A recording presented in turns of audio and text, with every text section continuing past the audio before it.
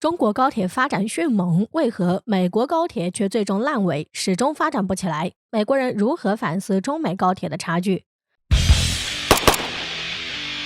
近年来，随着国民经济的飞速发展，加上人民生活水平的日益提高，人们对出行的需要也是越来越高，都希望可以花最少的时间坐最快的车，从而可以达到最快的效率。此时就需要有高速的交通工具了，那就是高铁。因此，各国都在加强对高铁的发展建设，都希望通过建设最快的高铁，给人们以最好的出行，满足人们对出行的巨大需求。而对于高铁这个项目，一直以来都是很多国家发展的重点，各国都希望建成方便的高铁交通网，以便满足本国人民出行的需求。目前在高铁上发展比较好的3个国家就是中国、日本和德国。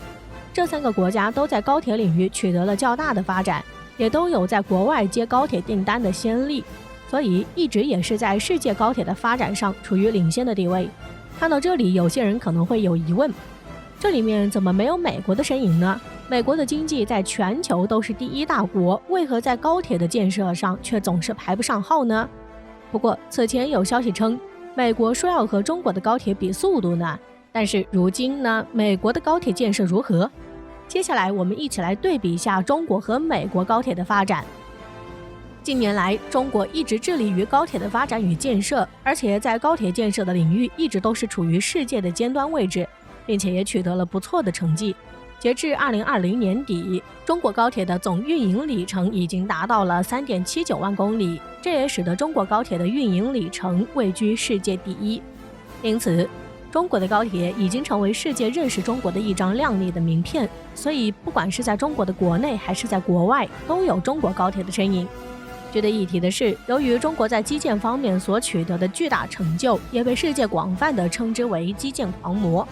而且中国高铁的发展却没有因为取得了一定的成就就停滞不前，相反的是不断地往前发展，争取去取得更大的突破。这不，中国最近正在修建世界最长的高铁，而且修建的难度相当大，但是却仍然不能阻止中国高铁前进的步伐。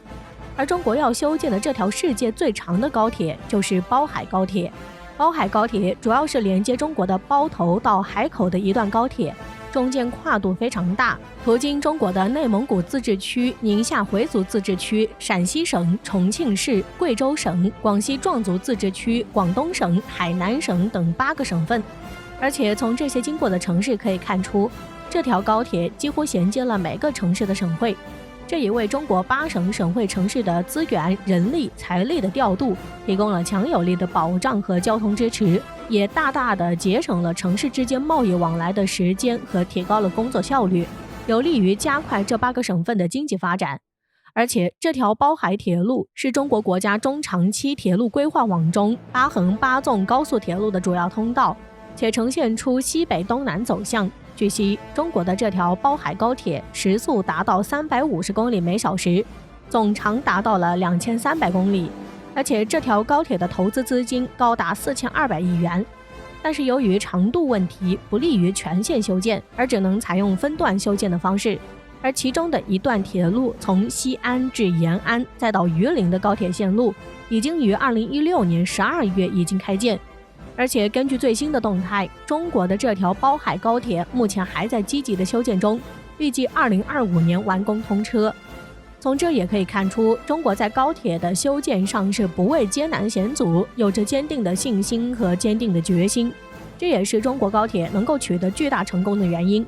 相对于中国高铁取得了如此大的成功，而美国高铁的现状如何呢？我们来看看美国高铁的发展。其实，美国发展高铁的时间是在上世纪60年代，这一时间可能比中国发展高铁的时间还要早。但是，美国发展高铁的速度远没有中国快，也没有中国取得成就大，反而是一直停滞不前，甚至有了想要放弃的倾向。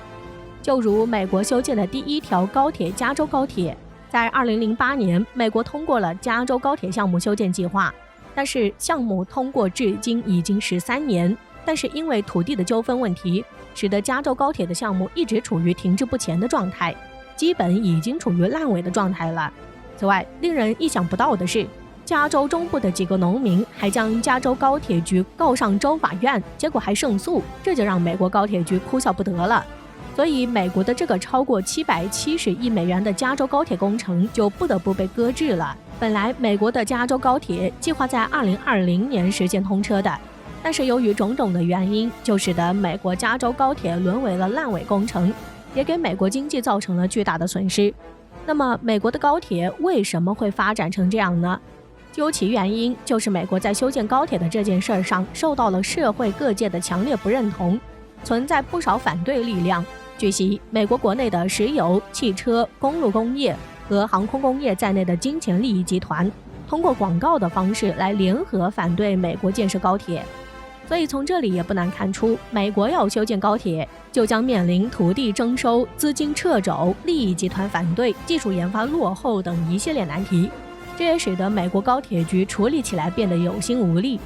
虽然美国国会在2020年9月批准了在德克萨斯2大城市休斯顿、达拉斯间修建的高铁项目，预计2021年开工，而到2027年实现通车，但是这条高铁只有386公里的路程，但是行驶的时间却要90分钟。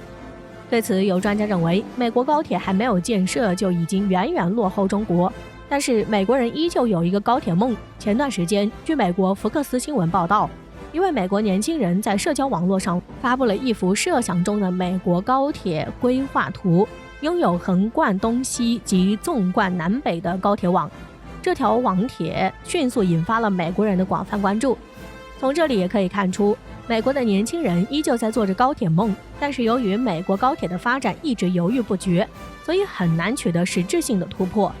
再加上美国社会各界对于美国修建高铁都十分的反对，这也使得美国在高铁的修建上面临着巨大的舆论压力，也是难度重重。所以美国高铁花了60年，却还只是一个梦。目前美国不说高铁，99%的列车都还没有做到全电气化系统，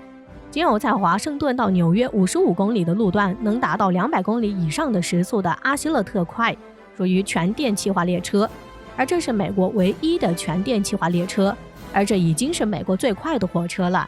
不久前，美国前众议院院长、共和党领袖纽特·金里奇在专门的媒体上撰文，大赞中国高铁的同时，对美国同僚进行炮轰，直言任何认为美国不进行重大的国内改革就能与中国竞争的人，都是在痴心妄想。